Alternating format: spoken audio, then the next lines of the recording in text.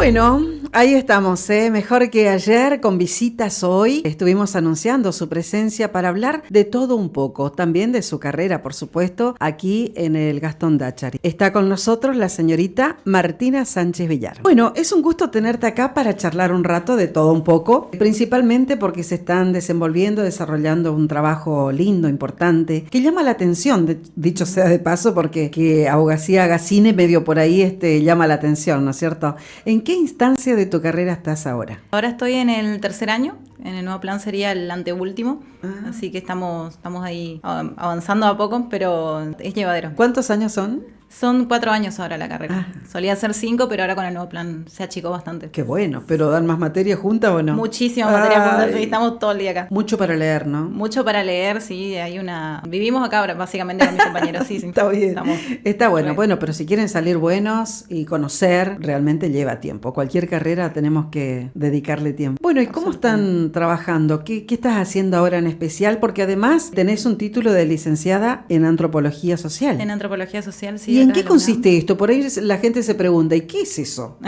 También los antropólogos se preguntan, ¿qué es eso? Sí, ¿Qué hacemos al final? Bueno, la antropología social es el estudio de la humanidad abocado desde el punto de vista cultural, desde su evolución histórica, más que nada. Bueno, y es el análisis holístico, principalmente a través de nuestro método de investigación, que es la etnografía. A diferencia de otras disciplinas como la sociología, la historia, que tienen otros métodos, la revisión de archivos, las encuestas, para nosotros es básicamente, dicho en términos bruscos, la convivencia con la comunidad con la que uno va a trabajar y dentro de esa convivencia tratar de llegar al entendimiento más profundo que uno pueda tener de esa cultura y eso después transmitirlo vía escritos. Qué bueno. ¿Y qué final tiene o qué finalidad tiene? Y en sí, poner de relieve la cuestión cultural para lo que se solicite. Antiguamente se usaba más para cuestiones que hoy en día por ahí le ocupa el marketing, ver cómo lograr que una comunidad, que un determinado sector de la sociedad consuma algo, por ejemplo, esa es una de las aplicaciones que tiene, pero en la actualidad la investigación está más enfocada en, poner en relieve ciertas cuestiones que por ahí son olvidadas por otras ciencias. De ahí los distintos usos que se los pueden hacer. Yo hace un tiempo uno de los primeros trabajos que tuve con la antropología fue el estudio de cómo se desarrolló acá la comunidad rusa bielorrusia en el interior en Oberá puntualmente, pero también en otros lugares como en Tres Capones. Todo ese compilado de información se lo di a la institución que era la que me estaba pagando. ¿Qué hicieron con esa información? No sé. Buena pregunta. Pero era la Casa de Rusia de Buenos Aires en ese momento. Sacaron un par de libros, o sea, lo usaron como una cuestión para fortalecer su identidad, para fortalecer el trabajo que llevan adelante. Pero, nuestro trabajo es relevar esos datos, dejarlos disponibles para... La mayoría de los antropólogos ahora no trabajan para cuestiones privadas, sino más que nada hacen investigaciones en el CONICET con las distintas becas. Bueno, ¿y con solamente la comunidad rusa te tocó? Ahí es donde hice mi trabajo más amplio. Después, para mi tesis, cuando hice la licenciatura, ahí investigué el lugar en el que trabajo. ¿Y en Misiones seguramente mucho trabajo? Solía haber bastante por la cuestión intercultural. En la justicia, justamente ahí también hay una conexión con el derecho, porque lo que más hacen falta son por ahí intérpretes culturales para ver en los procesos que incumben a comunidades guaraníes, principalmente en vía guaraní, pero también otras comunidades que están presentes en el país. Son cerca de 30.000 más o menos individuos pertenecientes a estas comunidades según el último censo, y hay bastantes roces con la ley, entre comillas, la ley de los blancos. La ley occidental, mejor dicho. Hay bastantes roces, así que ahí hay un punto interesante también de incumbencia para la antropología junto con el derecho. Bueno, abogacía tiene que ver absolutamente con todo. Con todo. Desde la cultura, desde todo. Así es que, mirá, fíjate lo que tenés que leer, ¿no? Y qué buena combinación esta, antropólogo y abogacía. Está súper. Con respecto al trabajo que tienen que hacer de cine, me llamó mucho la atención cuando Pili me dice, nos va a hablar de cine. ¿En serio de cine? Le digo, ¿y qué hacen con el cine? ¿Cómo se les ocurrió? ¿O es una materia específica? ¿Qué es? Se nos ocurrió como una forma de motivar al público en general, porque esto lo estamos haciendo en coordinación con el Colegio de Abogados de acá de Misiones, pero de motivar al público en general, sobre todo a los alumnos de abogacía, que se interesen más en ver otro aspecto del derecho que no sea solamente lo que vemos en el código, lo que vemos en las distintas leyes, sino ver cómo se da esta aplicación social y esta aplicación cultural también. Si vamos, mira cualquier cartelera de cine y vas a ver que por lo menos la mitad trata cuestiones de derecho. Cualquier película se la puede analizar desde ese punto de vista. En este ciclo que decidimos comenzar ahora con los profesores, la doctora María Laura Alvarenga y el doctor Paredes, lo que buscamos es, bueno, acercar más al público a esta cuestión del derecho, incentivarlos en ver estos otros aspectos. Y la primera película que elegimos ahora es 12 hombres en pugna, justamente para poner en consideración esta cuestión de los juicios por jurados. Es una película clásica, viejita, si se quiere, requiere cierta paciencia porque no es como las películas actuales de una escena rápida, otra escena rápida, balas, acción, sino que todo transcurre en una habitación donde hay 12 hombres pertenecientes a un jurado que tienen que decidir básicamente si matar o no a un chico, porque es eso lo que ocurre acá. Bueno, es una película estadounidense, allá tenemos la pena de muerte para los crímenes más graves. Así que bueno, lo que tienen que decidir en esta película es si un chico que pasó por determinadas circunstancias, que cometió un determinado delito, merece o no esa pena de muerte. Entonces ahí transcurre toda la acción. Bueno, resulta relevante para nosotros porque constitucionalmente tenemos establecido la necesidad de juicios por jurado, pero es algo que todavía no se da. Hay algunos casos puntuales en algunos. Ahora, por ejemplo, el juicio de Maradona se está haciendo a través de un juicio por jurado, que algo curioso ahí es que una de las cosas de las que siempre se tiene mucho miedo es cómo se va a manejar el jurado respecto a la información que reciben. Cuando empezó este caso del juicio de Maradona, me acuerdo que yo le había comentado a un compañero, algo va a pasar acá. Es muchísima la información, es muy relevante el caso, alguien va a difundir algo, alguien va a decir algo. Y no terminó siendo alguien del jurado, sino una jueza. Tal cual, qué caso, ¿no? Qué tema. Que fue muy llamativo esto, ¿no? Empezar de cero, además, ahora realmente, bueno, trastorna un poquito Trastorna un poco, van a tener que elegir un jurado nuevo. Otra vez todo el plantel de jueces, sino también los testigos volver a declarar todo. No, es todo un tema. Realmente se trastornó bastante se trastornó muchísimo, el tema. Sí. Bueno, con respecto a la película, ¿qué tienen que hacer? Específicamente el estudiante analiza la película, presenta un trabajo de acuerdo a esto. Vamos a tratar de darle el mejor uso posible. Si algún docente desea plantear algún trabajo que hacer respecto a esta película, bienvenido sea. Pero lo que nosotros queremos hacer es difundir y generar un pequeño debate, ir generando breves como interés en las personas que vengan. Esperamos que vengan algunos. Sí, claro, pero ¿qué van a hacer? ¿Van a filmar? ¿Van a ser parte de la...? Solo lo vamos a proyectar en videoconferencia el viernes a las 6 de la tarde. La vamos a proyectar y bueno, después la idea es que se arme como una serie de comentarios, debates. Claro, ahí está, cada bueno. Uno, la distinta perspectiva que cada uno puede ver. Porque lo bueno de esta película es que es una película clásica, está muy bien hecha, pero refiere a un contexto cultural completamente diferente al nuestro. Lo único que se mantiene es la cuestión del jurado. Decías que la mayor pena en Estados Unidos es la muerte. La muerte. ¿No? En la mayoría de los estados todavía tienen su... ¿Y acá en la Argentina cuál es la mayor pena? Y es la perpetua. La perpetua. La perpetua. ¿Vos pensás que hay lugares adecuados como para dar perpetua? No. Así, lisa y llanamente no. Porque el principio básico y constitucional del derecho penal es la resocialización. Claro. No el castigo, sino la resocialización. Y las instalaciones actuales de las cárceles no resocializan a nadie. No. Otros especialistas que analicen la película junto a ustedes, más allá del crimen, el por qué. Psicólogos, trabajadores sociales, sí. Siempre los procesos requieren de muchas disciplinas. Claro. Hay algunos juristas incluso que hablan... Estaría bueno en el debate de ustedes también la presencia de estos especialistas como para también dar, ¿no?, su punto de vista. Están todos invitados, ¿no? Sí, por supuesto. Claro. Estaría bueno hacer esto con alumnos de psicología, alumnos de otras carreras para que también aporten, ¿no? Sí, totalmente. Bueno. Nuestra idea también es, por eso mismo está como enfocado un poco a los de derecho, sabemos que le va a interesar un poco más. En clase, de hecho, esta película se mencionó bastante en las cuestiones procesales. Siempre se menciona, vean tal película porque ahí se ve cómo trabaja un jurado. Bueno, pero también nuestra idea es invitar a toda la comunidad que esté interesada, que quiera estar una horita viendo una película y después charlar al respecto. Están más que invitados. Bueno, hacemos una pausa, un tema musical, Cristian, ¿te parece? Y seguimos conversando con la señorita Martina Sánchez en esta mañana en la Académica FM. 9:13 minutos en la Argentina, mejor que ayer, la música de Soda Stereo, El Rito. Y seguimos hablando con la señorita Martina Sánchez Villar. Bueno, estábamos hablando también del sistema, fuera de aire, ¿no? Del sistema, si hay muchas cosas para cambiar, seguro que sí. Seguramente que van innovando, van viendo, van estudiando, y también la tecnología ha modificado un montón todas las carreras, no solo abogacía, que permiten ahora que se vean tantas cosas que antes no se veían. ¿Facilitó esto? Sí, la tecnología vista como herramienta es muy útil.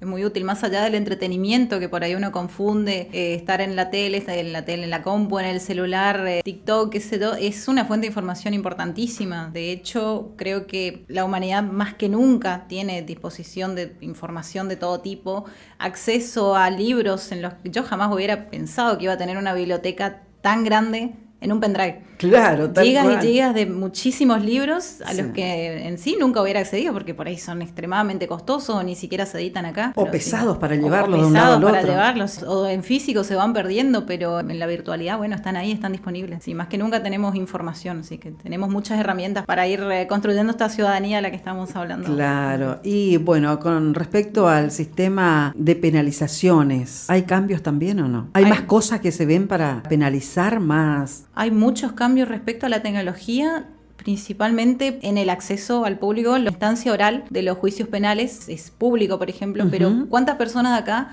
pudieron acceder a cómo se da un debate oral? Poco y nada. Bueno, ahora, en la actualidad, los tribunales lo están transmitiendo por YouTube. Entonces, me parece una herramienta importantísima. Nosotros, como estudiantes de Derecho, eso nos viene buenísimo, porque vamos viendo cómo se da todo el proceso, vamos viendo cómo van trabajando también los abogados litigantes. Particularmente mi sueño es poder litigar en cuestiones penales, pero sí es una herramienta muy importante, y también desde cualquier otra persona que quiera entra, mira, e incluso quedan grabadas las sesiones, así que esa es una de las formas de democratización también de un sistema que puntualmente el sistema judicial en sí, no solo en el fuero penal, sino en general, está pensado como para representar a una minoría. Mientras el poder legislativo, el poder ejecutivo se da en representación de las mayorías, en el poder judicial se representa a una minoría que históricamente era una élite. Bueno, sigue siendo una élite, pero antes de eso estaba muchísimo más marcado, porque quienes lograban acceder a estudios universitarios, quienes lograban acceder a un cargo alto dentro del poder judicial, bueno, esa pequeña élite que es la que finalmente termina decidiendo en muchos casos el destino de muchas personas. Destino de Cristina, que estábamos hablando ahora. Hablando, exactamente, sí. Bueno, desde mi punto de vista, una forma de democratizar es ese ámbito del poder, que es el poder judicial, se da justamente con los juicios por jurado. Creo que es la mejor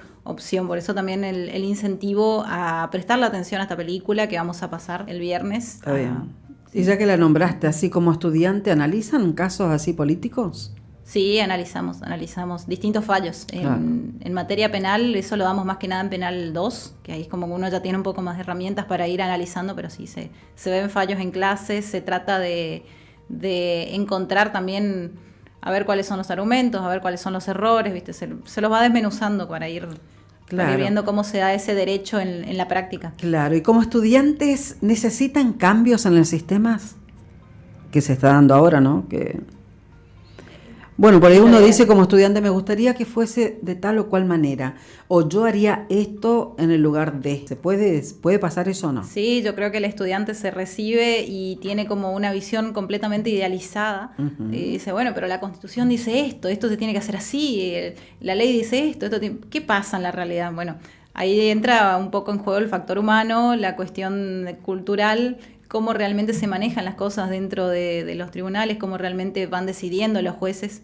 El año pasado, en una materia muy linda que agregaron ahora al plan de estudio de abogacía, que es metodología de la investigación, con mi equipo nos interesó saber cómo deciden los jueces respecto a la valoración de la prueba pericial, por ejemplo. Porque un perito, un experto puede venir y decir esto pasó así. Bueno, ¿cómo logra el juez, que por ahí no tiene esos conocimientos técnicos, darse cuenta de si está ante una falacia epistemológica, darse cuenta si ahí hay un error, si hay un sesgo en la información que recibe? El sistema nunca va a ser perfecto.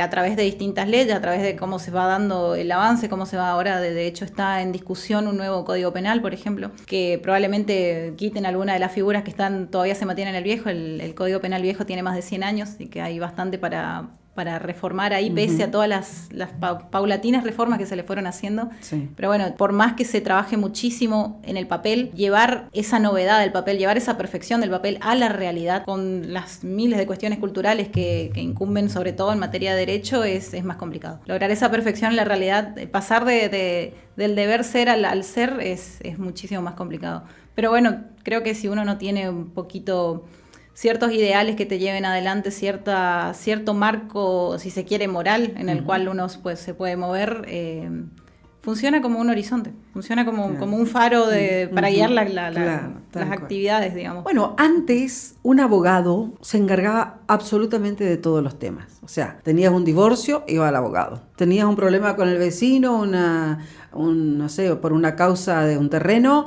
ibas al abogado. Hoy hay especializaciones para cada cosa. Tal cual. Sí. Y cada vez se van especializando más. Claro, tal cual. Se van sumando porque aparecen más cosas también en la vida. Dentro de cada especialización, otra especialización más específica y así. Sí. Tal cual. Y bueno, ¿cuál te gusta a vos?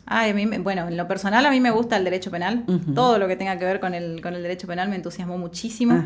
Sobre todo desde la criminología, que ahí lo conecto más con mi formación anterior en cuestiones sociales y culturales. Culturales, sí. Pero bueno, la criminología es parte de lo que es la ciencia del derecho penal. Está el derecho penal más abocado al estudio de las distintas normas y el derecho penal que se encarga más de, bueno, cómo se construye este fenómeno del crimen, cómo una persona transgrede la ley, por qué transgrede la ley, cuáles son las consecuencias. ¿Realmente surge de una motivación propia de la persona o tiene más que ver con el entorno en el que está sometido? A veces la sociedad empuja a hacer ciertas cosas, ¿no? Bueno, ¿y a qué pensás o a qué crees que puede pasar que hoy en día hay muchos más crímenes que en otras oportunidades, que hace, ponele vos, 15, 20 años atrás? ¿O no se conocía ni había? ¿O realmente hoy hay más crímenes que antes? Somos más.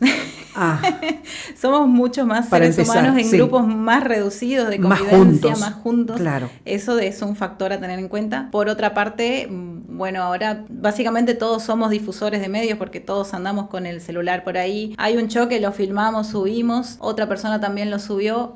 Hay 20 videos del mismo choque y dicen, uy, qué terrible, mirá todo lo que está pasando, pero es un choque en sí.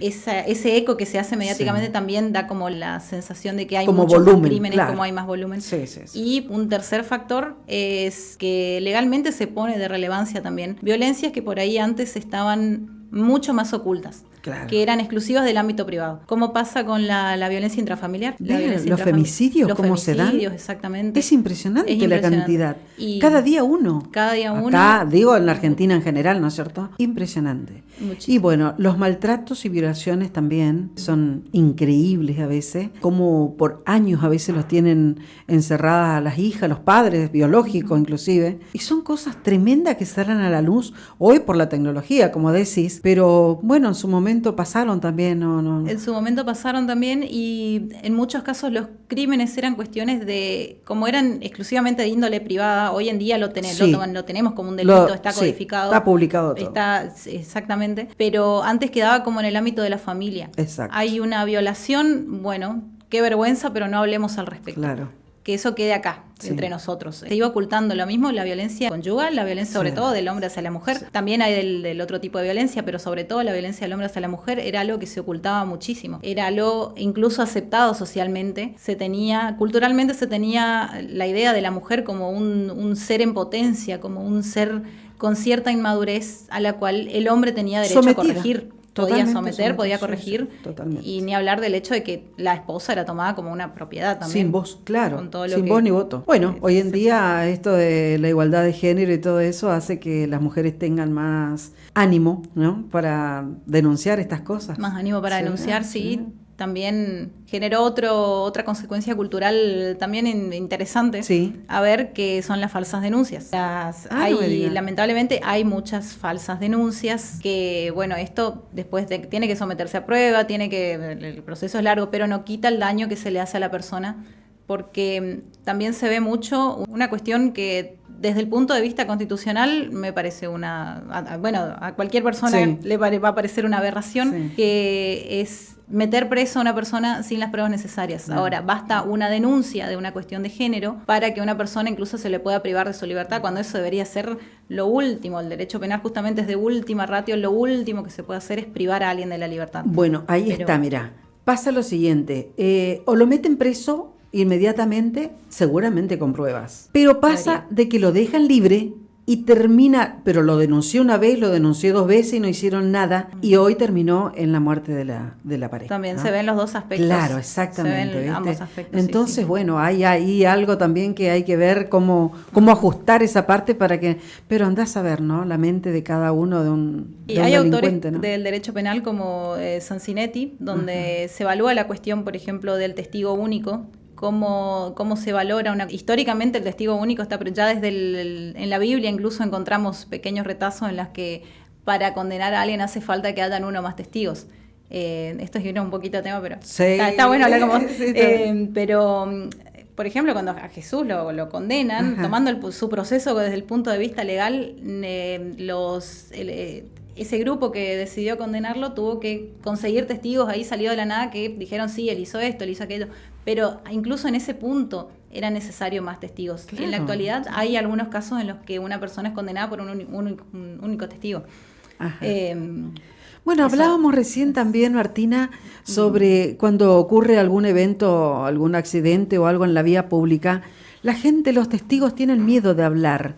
No quieren decir sí, vi tal cosa, por el hecho de que después la justicia los cita una y otra vez, y a veces tiene que ir desde lejos, a veces vive en Candelaria y tiene que ir a cumplir porque es obligatorio, ¿no? Y entonces lo que hacen es ver y darse vuelta a irse, no hablar una sola palabra, a veces con las consecuencias de que, como me decías, por ahí lo meten preso a alguien que no tiene nada que ver, o podía salvar una vida de una u otra manera, pudiendo justificar algo o contar que vio algo que fue así. O ¿qué opinión tenés con respecto a esto? ¿Qué podés decir? ¿Que participen o qué? Está muy buena la pregunta, porque tiene que ver mucho con lo que estábamos hablando de la necesidad de construcción ciudadana. Claro. Sí, mucho esto de quiero mi bienestar, quiero mi beneficio, no me interesa ayudar en ser un testigo de algo que vi, quiero estar tranquilo, no quiero que me citen. Pasa mucho por el desinterés ciudadano en el funcionamiento de la justicia.